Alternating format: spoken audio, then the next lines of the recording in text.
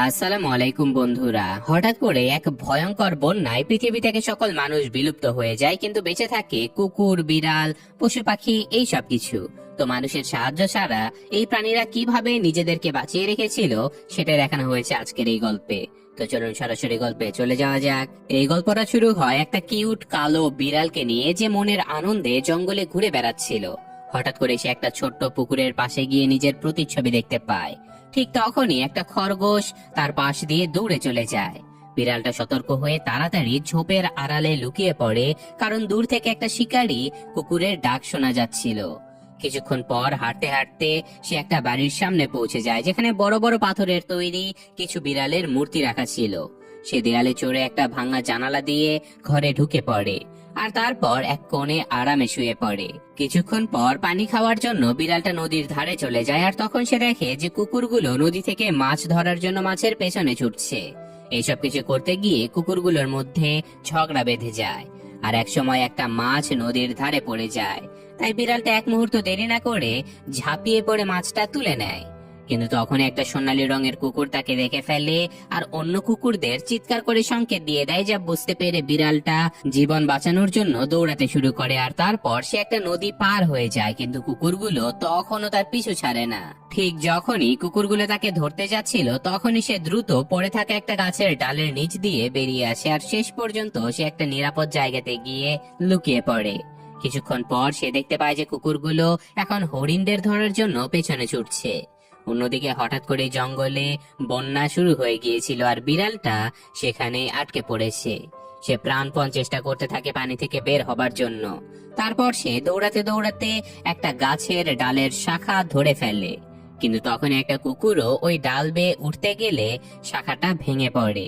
তবুও কোন রকমে বিড়াল আর কুকুর দুজনেই নিরাপদে তীরে পৌঁছে যায়, কিন্তু সোনালী রঙের কুকুরটা আবারও বিড়ালটাকে ধরতে পিছু করতে থাকে।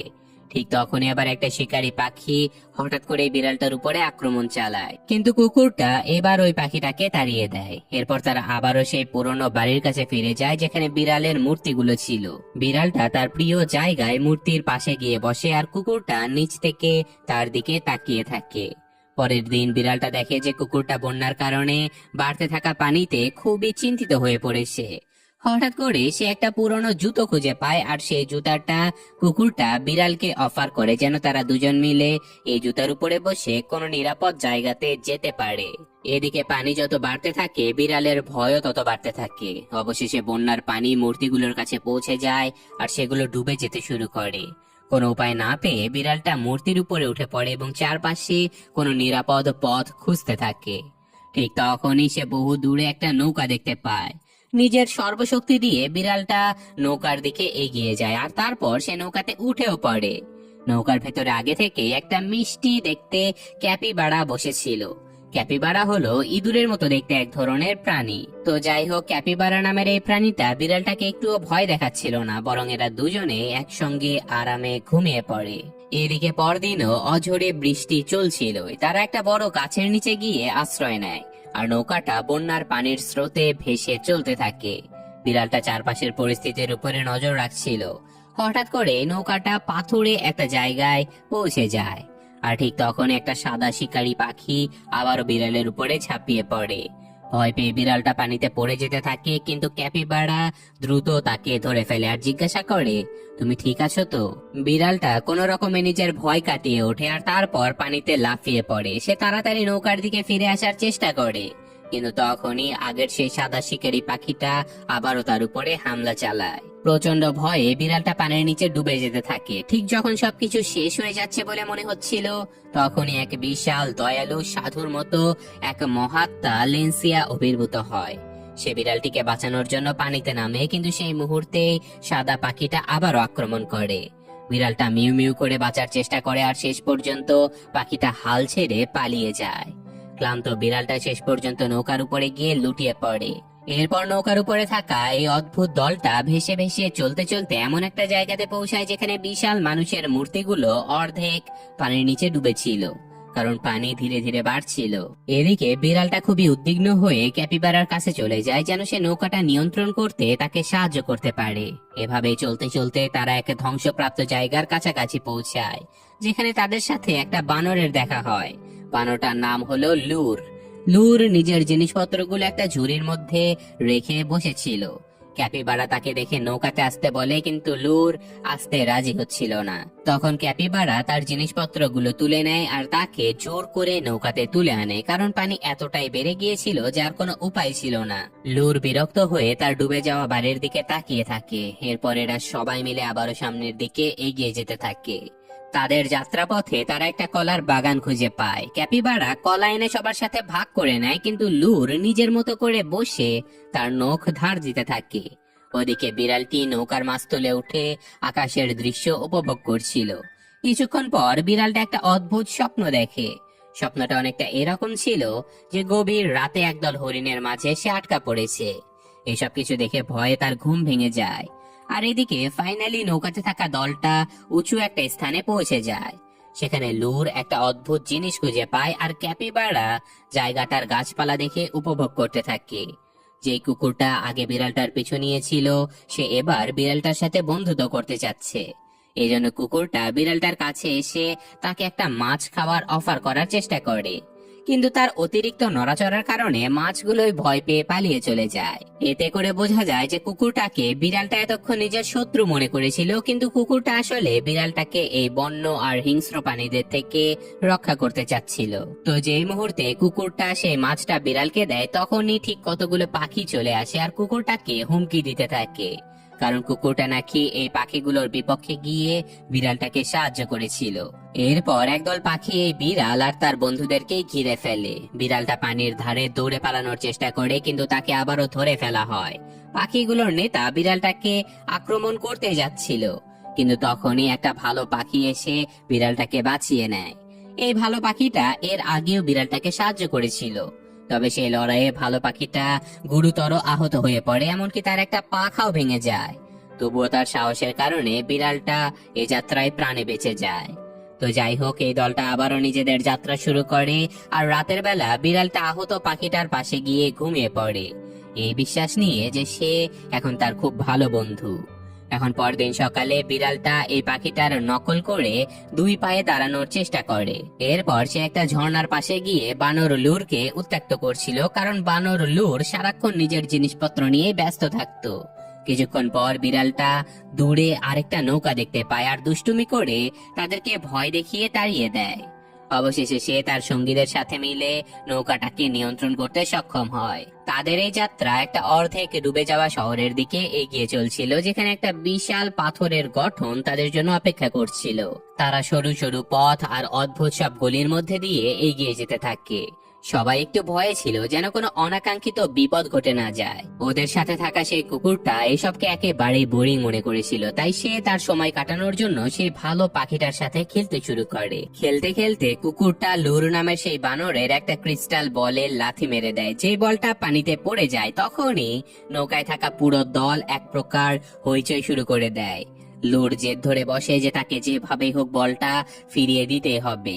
এই কারণে সে পাখিটার কাছ থেকে পতাকা ধরে রাখা একটা কাঠের পাটাতন টানার চেষ্টা করে, আর এই টানাটানিতে ক্যাপিবারা আর বিড়ালটা পানিতে পড়ে যায়। নৌকাটাও একটা গাছে আটকে যায় আর তাদের পাল ছিঁড়ে যায়। পানিতে পড়ে বিড়ালটা ভয় পেয়ে যায়, কারণ তার পানির প্রতি খুবই ভয় ছিল।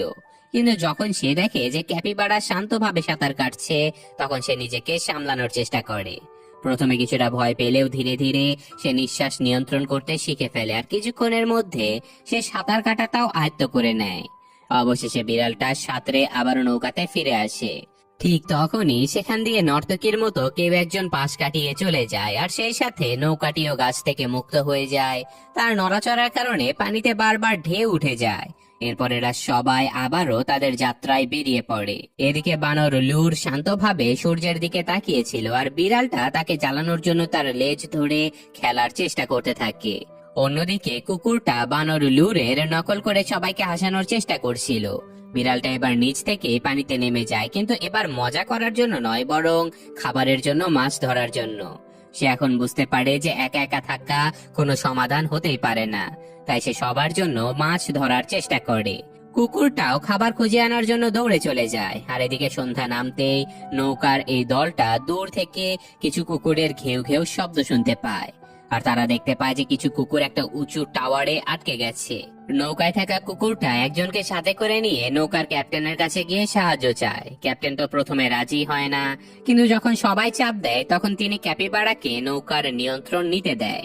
পুরো দলের চেষ্টায় তারা সেই কুকুরগুলোকে টাওয়ার থেকে উদ্ধার করতে সক্ষম হয়। তবে নতুন কুকুরদের আসার কারণে দলের মধ্যে কিছুটা উত্তেজনা বেড়ে গিয়েছিল। বিশেষ করে বানর লুর এসব কিছুতে একদমই খুশি ছিল না। তো সকল প্রাণীরা বানর লুরের আয়নায় নিজেদের প্রতিচ্ছবি দেখার চেষ্টা করছিল, কিন্তু ঠিক তখনই আয়নাটা ভেঙে যায়। এতে করে সবাই খুবই মন খারাপ করে। এই জন্য বিড়াল ল্যাব্রাডরকে ইশারা করে বলে যে তাকে মাফ চাইতে হবে। তো শেষমেশ ল্যাব্রাডর নিজের ভুল বুঝে নেয় আর সবকিছু ঠিকঠাক করার চেষ্টা করে। এদিকে বৃষ্টি তো অবিরত পড়ে যাচ্ছিল, আর ওদের নৌকাটা ধীরে ধীরে একটা পাথরের দিকে এগিয়ে যাচ্ছিল। ক্যাপিবারা তার সর্বোচ্চ চেষ্টা করে নৌকাটাকে সঠিক পথে নিতে, কিন্তু পতাকাটা ভেঙে যায় আর মাস্তুলটাও ভেঙে পড়ে। এই সময় বিড়ালটা আবারও পড়ে গিয়ে অজ্ঞান হয়ে যায়। ক্যাপিবারা তাকে বৃষ্টির হাত থেকে রক্ষা করার চেষ্টা করে, আর বাকি প্রাণীরাও তাকে সাহায্যের জন্য এগিয়ে আসে। আর তাছাড়াও সেই ভালো পাখিটাও তার ভেঙে যাওয়া ডানা দিয়ে তাকে সাহায্য করার চেষ্টা করে। আর এখন বিড়ালটা তীরে পৌঁছানোর জন্য পানিতে নেমে সাঁতরে নিজেই তীরে পৌঁছে যায়। এদিকে পানির স্তর দ্রুতই বেড়ে যাচ্ছিল। এর মধ্যে আবার একটা উজ্জ্বল আলো বানর লুরকে নিজের সাথে টেনে নিয়ে যাচ্ছিল। এটা দেখে বিড়ালটা হতাশা আর দুঃখের সাথে বানরটাকে অনুসরণ করতে থাকে, কিন্তু সে কিছুই বুঝতে পারে না। এই জন্য সে পানিতে তার প্রতিফলন দেখে আর তারপর নৌকাতে ফিরে যাবার চেষ্টা করে। এত সবকিছুর মধ্যে সে আবার বানর লুরের সেই ক্রিস্টাল বলটা খুঁজে পেয়ে যায়। সে ওই বলটাকে আঁকড়ে ধরে সেই নৌকার কাছে পৌঁছে যায়। এদিকে হঠাৎ করে পৃথিবীতে একটা ফাটল তৈরি হয়ে পানি কমতে শুরু করে। এর ফলে বিড়ালটা শক্ত মাটিতে নেমে আসার সুযোগ পায়। এরপর সে তার সঙ্গীদের খোঁজে জঙ্গলের মধ্যে দীর্ঘ পথ চলতে শুরু করে। চলতে চলতে সে একটা বড় গাছ দেখতে পায়, যেখানে লুরের ফেলে রাখা সেই ঝুড়িটা খুঁজে পাওয়া যায়। সেই পথ অনুসরণ করতে করতে বিড়ালটা একটা খোলা থিয়েটারে পৌঁছে যায়, যেখানে আবার অনেকগুলো বানর জমায়েত হয়েছিল। বিড়ালটা তার বন্ধু লুরকে খুঁজতে থাকে, কিন্তু লুর তখনও রেগেছিল, তাই সে তার দিকে ফিরেও তাকায় না। বিড়ালটা শান্তভাবে সেখান থেকে চলে যায়, কিন্তু তার চলে যাওয়ার পরে লুরের মন কিছুটা নরম হয়ে যায়। সে অবশেষে সিদ্ধান্ত নেয় যে বিড়ালটাকে ফিরিয়ে আনবে, কারণ সে জানে যে বিড়ালটার সাহায্য ছাড়া গাছের সাথে আটকে থাকা নৌকাটা ছাড়ানো কখনোই সম্ভব ছিল না। বিড়ালটা যখন ফিরে আসে, কুকুর আর ক্যাপিবারা এতটাই উত্তেজিত হয়ে পড়ে যে তারা খুশিতে লাফালাফি শুরু করে দেয়। এতে করে নৌকাটা হেলে পড়ে আর গড়াগড়ি করতে করতে তারা মাটিতে পড়ে যায়, আর কুকুরেরা একে একে গাছ থেকে নিচে ঝাঁপিয়ে পড়ে। কিন্তু যখন ক্যাপিবারা গাছ থেকে ঝাঁপ দেওয়ার চেষ্টা করে, তখন গাছ তার ভারে নিচে ঝুঁকতে থাকে। এইসব ঘটনার মধ্যে বিড়ালটা গাছে উঠে তার সঙ্গীদের উপরে পাতা ফেলে দেয়, যাতে করে তারা নৌকাটাকে টেনে উপরে তুলতে পারে। বানর লুর আর সেই কুকুরটা কিছুটা পিছিয়ে গিয়ে পরিস্থিতি সামলানোর চেষ্টা করে, কিন্তু ঠিক তখনই বিড়ালটা একটা ডাল থেকে পিছলে পড়ে যায়। অবশ্য একবারে নিচে পড়ার আগে ক্যাপিবারা তাকে ধরে ফেলে। তখন হঠাৎ একটা খরগোশ দৌড়ে সেখানে চলে আসে।